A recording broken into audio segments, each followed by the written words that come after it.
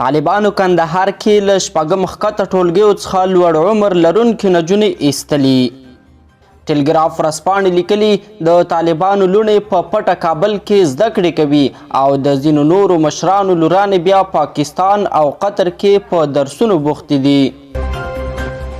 ګرانو کتونکو، تازه، دقیق او پر وخت خبرونو لپاره چینل سبسکرایب کړئ. په کندهار کې د طالبانو حکومت د شپږم ټولګیو څخه ښکته نجونې زده کوونکي په دې پلمه چې عمرونه یې له 14 کلونو لوړ دي له ښوونځیو ایستلي دي.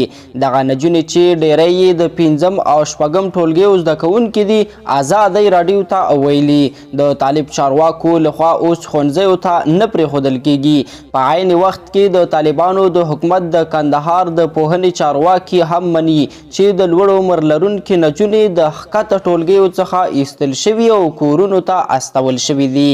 بلخوا د کندهار اوسیدونکي وایي د ښځینه ښوونځیو تړل او نجونې ښوونځیو ته نه پرېښودل ټولنه د یوې لویې تاریکۍ سره مخ کوي.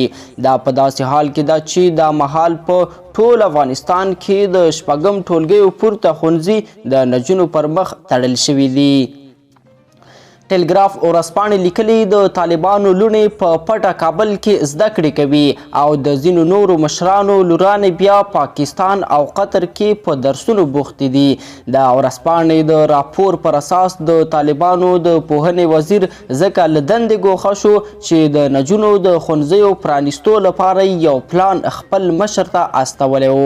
ګرانو کتونکو، تازه، دقیق او پر وخت خبرونو لپاره چینل سبسکرایب کړئ.